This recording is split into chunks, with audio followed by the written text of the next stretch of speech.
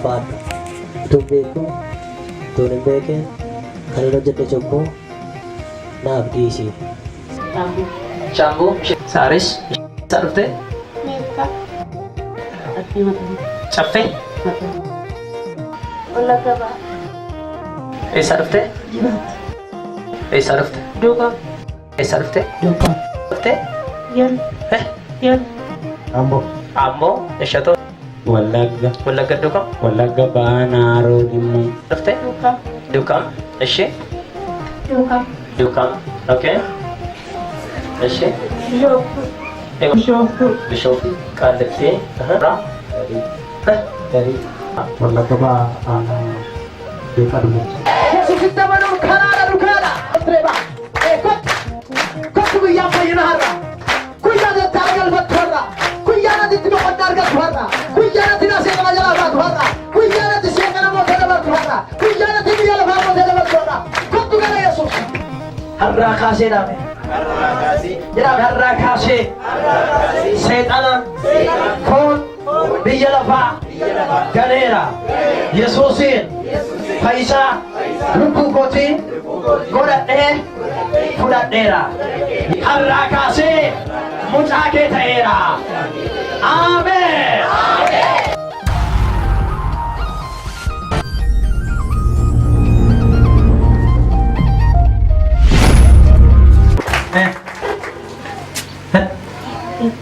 Harmaki maal si godhe?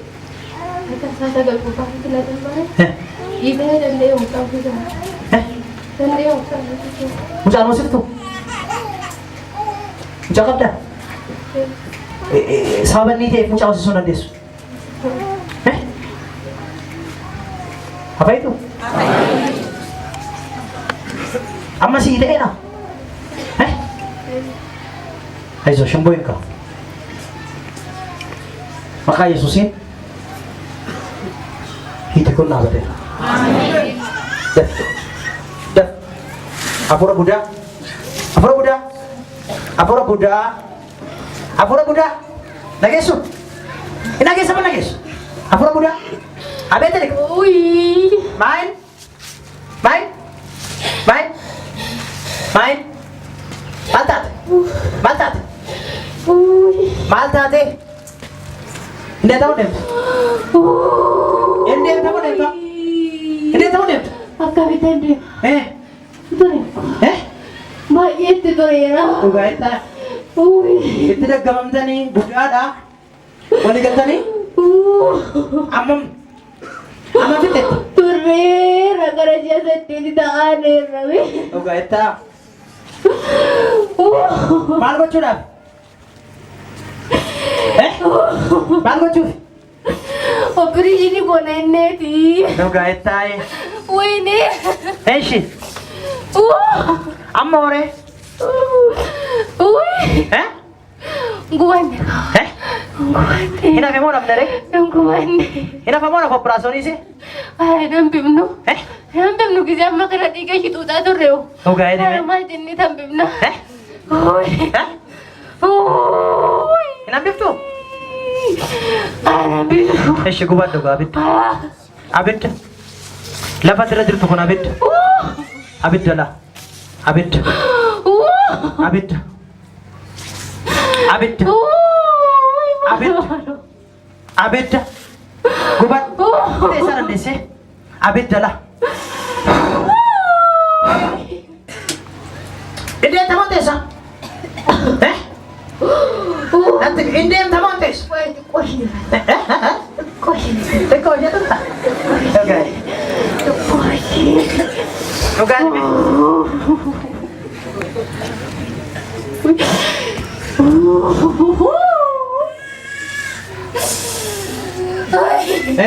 Turi kama. Turi koy. Turi mal koy ko. Iko turi koy. Iko turi koy. Iko turi. Iko turi jenne man. Mal ko tende tare. Inde tare. Inde tawde. Inde tawde. Inde tawde. Harra kase. Arrakase. Jireenya ishee. Nagaa ishee. Nagaa ishee. Jedhi maqaa Yesuusiin. Eebba ishee. Hundumaa hin. Gadhiisee. Gadhiisee dhiqa. Gadhiisee. Dandeema hin. Sagalee galkaasii si'a furii jibeen tokko. Tokko. Ijibeen. Lama. Sadii. Isa tumaa dhibee kee fudhadhuuti.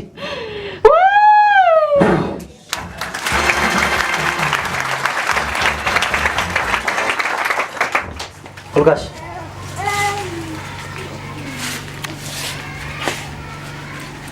Aizosh.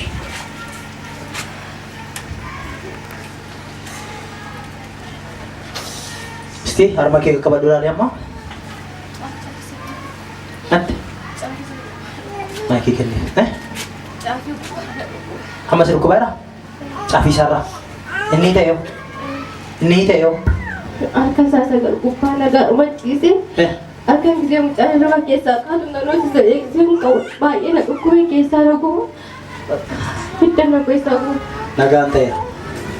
Harbi kun fayyee hafeera. Maqaa Yesuusiin. Ilaalam.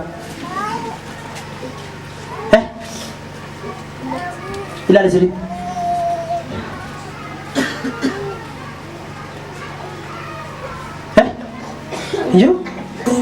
Injiru?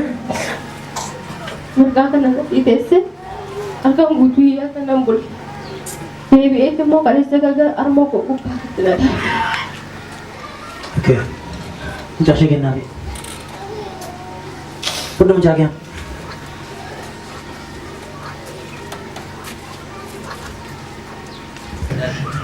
Odeti?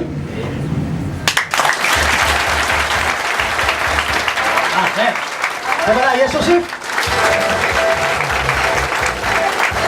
Haleluya jeda me. Haleluya. Dabala me haleluya jeda. Haleluya. Warri gooftaa kana jaallatan dabalaa eebbisaa. Okay. Namoonni bakka garaa garaatti dhuftan isin dhukkubee kan dhuftan isiniif hin kadhadha amma. Kanaaf xalayyaa qabattanii kan dhuftan rifeerii qabattanii kan dhuftan whatever your case, our God is able to giving the solution for everything. Naaf kot rifeerii qabattanii kan jirtanis xalayyaa qabattanii kan jirtanis kotta.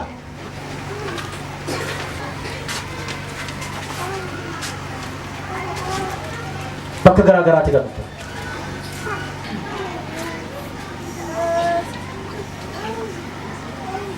Gatiin gaafanneen tasuma tolumaan ulaateen jireenya.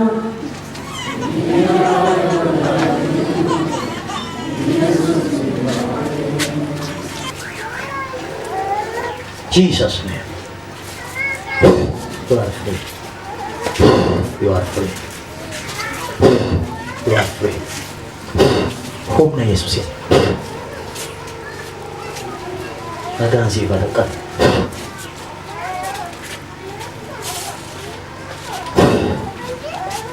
Yesus Kristus.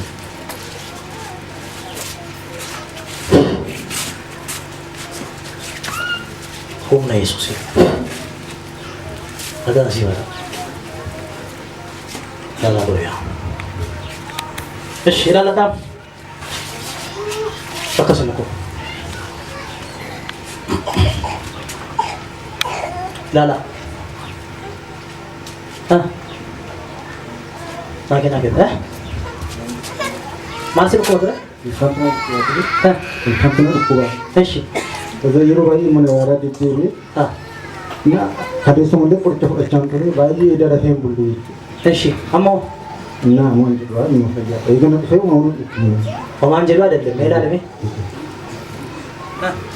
Saya. Amo mantel. Payana? Kamu itu sini? Itu kamu nih? Bukan itu kamu sini kamu? Iya, nanu tuh. Tuka? Lagi ya. Haleluya. Kita tifadafi. Nanti. Aduh. Ano si Connor to ya ini terus. Nagkak. Biasa dia. Eh? Duduk di sini orang sih. Duduk sini sira. Mata sini sini dere. Orang sih. Sini ne. Fayya fi. Amen. Lalam. Semua ya. Hah? Semua ya. Hamo ya. Oke. Ada ya. Amen. Oke. Apa? matana nyata na gudu Eshiamo. sikake shiri amana Eh? aye Ama mixer tureko. turena Wagame kata. ogagun ni baru makan ke Baru makan ah? durana nyata pana nyata mammo ke satte bebe ke sana Amma ore. amma ngai Nagada. Fayya. Oke, eshi. Makan ke? Eh? Hah? Makan ke? Beriye. Amma kam. Hah? Pemanja dong? Bere. Pada video kota nih.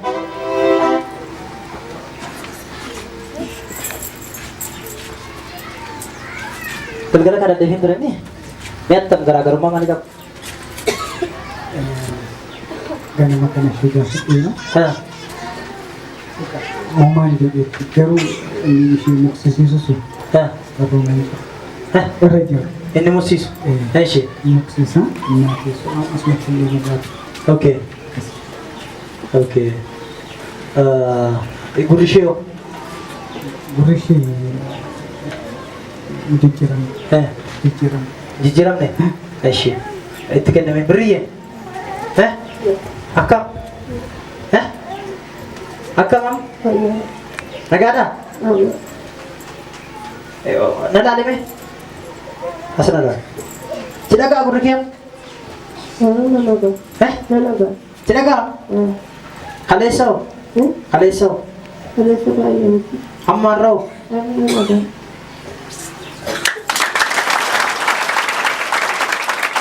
Oke. Wag kami kasi na tuloy ko. aku menjawab dia kena tiga hari Wag kami kata. no aku tak nak bahasa tadi Kaste. Kako daw? Amazing. Rawat ba na niya? Amen. Ay Jesus. Payafi. Amen. Ay. Talagang jenis. Para tayo. Siya to. Atam huyera. Itu pura ayat mana? Ha. Baru mata aku kena aku bantu, baru mata aku nak. Mata angker. Gurigyo. Baru semua nak ada ada ya. Jechun. Akam may gara-gara rumah. Yes kan? Ha. Baru mama tu bikin ada. Nagis. Ada jadi mungkin ada banyak itu mudah. Sira pagkatani dande. Ash. Makan kayo to. Gak bisa. Gak bisa. Gak bisa. Gak bisa.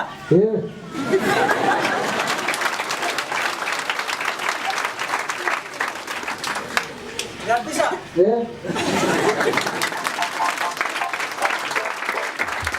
Kepada Yesus segala tegena. Haleluya. Amen. Jangan free. Baru sakit tuh lagi. Amen. Aisyah, turun angkat ni. Profesor dan sahaja Sabtu kami tadi aku nak dia tu aku di dia kira kelompok sudah dinama Kanit. kami tadi aku di Kanit tu. Syambu teri tadi nalar resani amba muas sahabat nalar resani Harga lah orang kakek. Agang sih teh. amin Sudah Dewi. amin Amen. amin Aisyah tu. dalam ayo aku nama baik dan kata ada sebuah yang aku baru atau aku tadi aku kajian Mantap itu. ini mata aku nak kuat itu jangkos nama mana itu sen aku tu berwarna apa ya Kamu kaya tak? iya Kaya ya. Amen. Entah Yesus. Coba.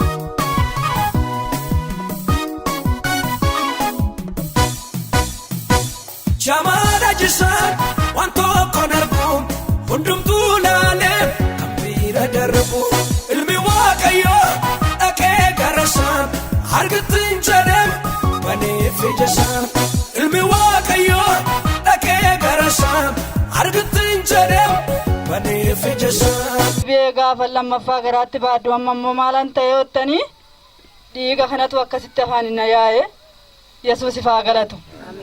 Ilaa maal jedhe abbaan kooyi duratti yaada ajjeese har'a ishee ajjeesuudhaaf deemu waan ta'eef yaala qotiyoo koo xamadii fudhadhu jagna koon fudhatinii jedhee kadhata. Ani immoo eessan jira yoo jettani Yesuus harkan jira. Ilaa gooftaa koo immoo nan abdadhe akka inni nan ajjeefne immoo nan abdadha. Na fuudhanii to'ii mana yaalatiin na dhaqanii garaattan baadhaa ulfajjii torbaati. Garuu immoo naannoo waggaa 20 waan ta'eeti garuu umurii isaa immoo qabadhu. Mucaan da'e garuu waggaa 25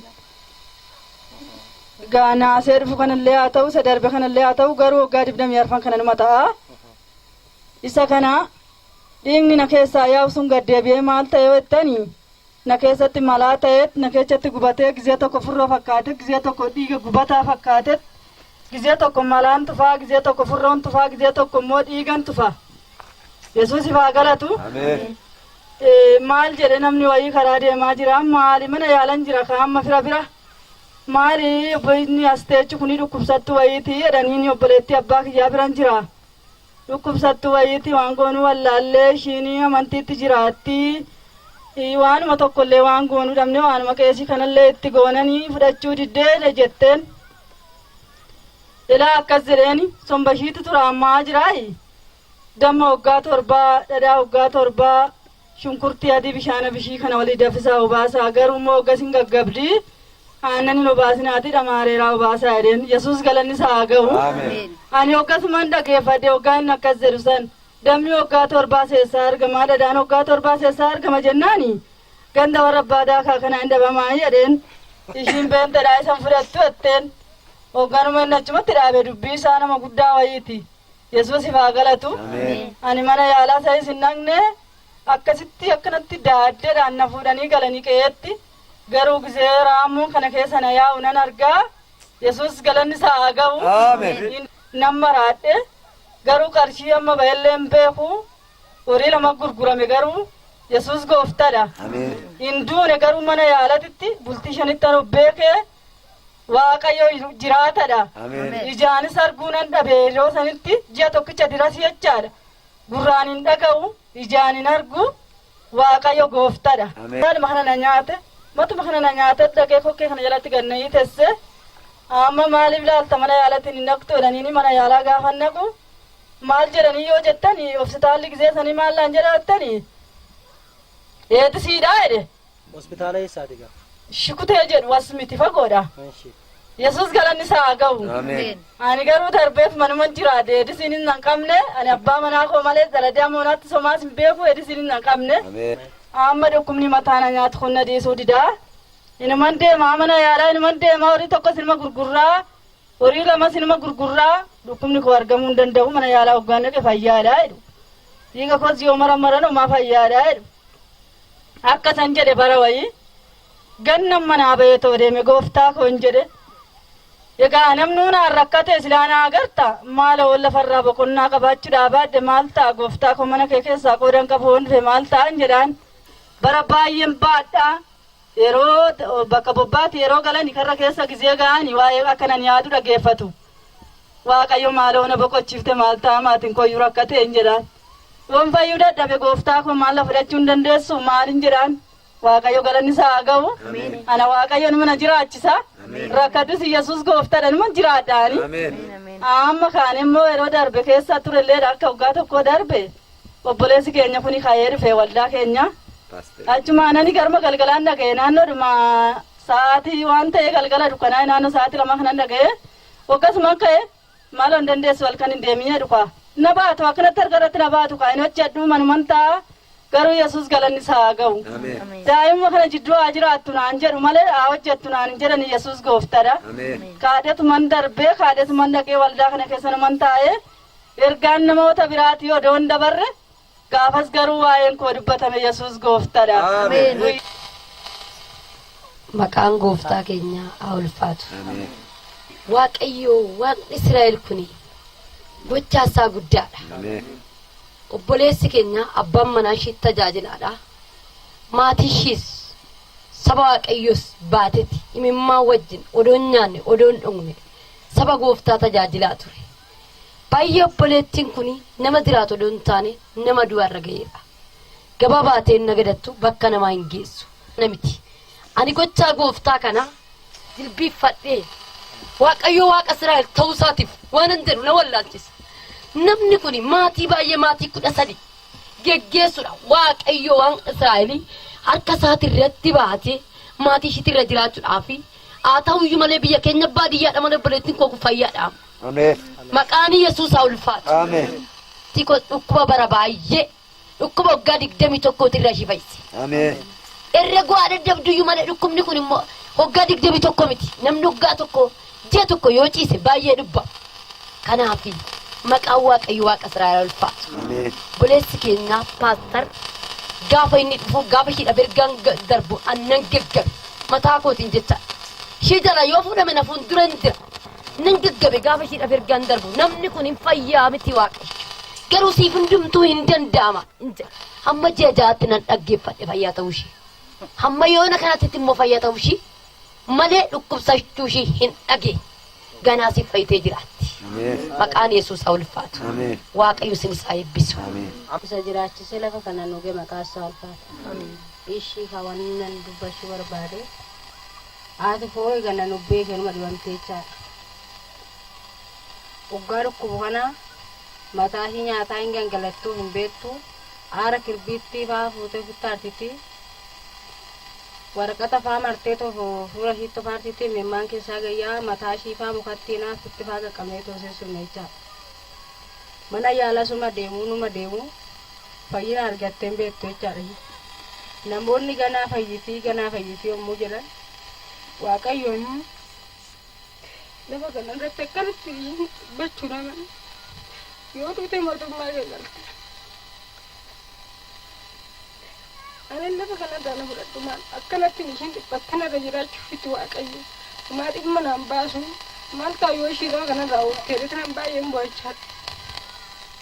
Ishiinuma dibamtii fayyituunuma dibamtiuma fayyite ganaa waan du'aa yoon kaasawadha takkittiidhaa waan qubaan qaba akka ishiin weedheeti nan dubbadda yeroo abbee dhacciteetti halkan rafee tombuluu halkan ganama yoo qabe amma galgalaatitti galgala yoo qabe amma bari'uutitti iyyaa too bulteechaadha yeroo ishiin iyyitu sana hirribni na qabu.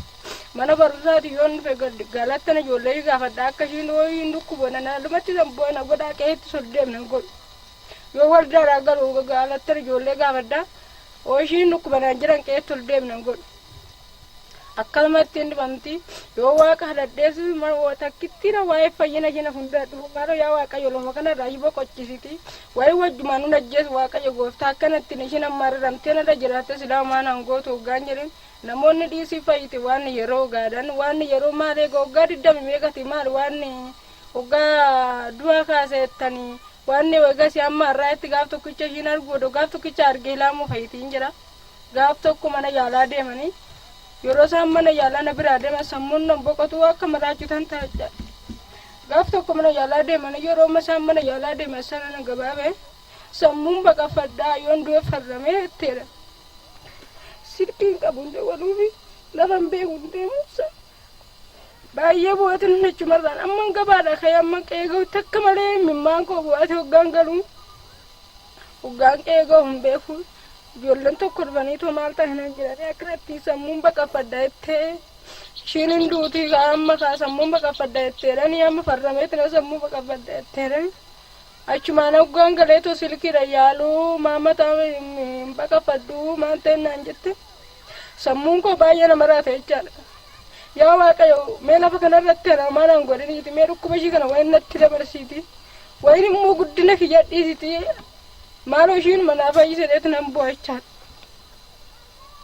Gaafa sana achumarraan galtee yaa waaqayyo ati ishii naa fayyifte dhugaa waaqati jilbii biraan deemetu nan lafa waldaan jiruun mantan deemetoo galata sii galchan jedhe birraa barreen gaddaa akka malee dhukkubeechaadha barreen gaddaarraa qofa halkan tokko ganama yoo qabe sa'aatii 24 irra waan irra turuu miti itti fura barreen gaddaa immoo akka malee itti baase jechaadha gizee itti baasu sanan koo firaasii tokko dhaqee akka malee bu'aatii dhaqee mimmaa koo waaqatti facaasa mee yaa waaqayyo namaa nan godhineetti mimmaan magoo kana argiti yaa waaqayyo silaa yakkii isinis fayyifte Maalta nama kana yaa Waaqayyo gooftaa sammataa ishii kanarraa fayyiftee yaa Waaqayyo luka ishii naaf iftee mana dammiftee nan bu'aa dhaqee namoota baay'eedhaan numa kadhatamaa waa'ee ishii yaa Waaqayyo maal irratti dubbadhu haa fayyitu mee karma kiyyallee jira odoon bu'uun gaafa waldaa sanii gale gimbootii immoo darbe yommuu paasteriin kun isaan kun dhufanii waa'ee fayyina ishii lammaffii abdii kutadheera jechaadha bakka ishiin fayyitu jedheetina waa'ee ishiitu takkittiidhaaf duratti hin qabne bakka haani waggaa koopiraasii baay'ee irrattan ishii fayyitedheetu eege waggaa isaan kun dhufan immoo fayyitedheetu bakka achuu sammuutti qabanne duma ishii tan abdii kuteetoo taa jechaadha oo duute bakka achuu maali anaata irraa duute anaatiif abbaa irraa du'e nama meeqatu badeereetu nan simyereetu mataa odoo ergaan nama tokkoon darbii fayyee garuu galata sanas immoo deebi'ee toon galchine guyyaa irraa kana nan galcha jedhee too yaanne waan immoo garuu har'a na galchisiise kanaaf maqaan gooftaa eebbifamu. Waaqayyoof haa galatu. Galanni Waaqayyoof haa ta'u. Ameen. Waaqayyoo maqaan isaa eebbifamu. Kan akka Waaqayyoon jiru ameen.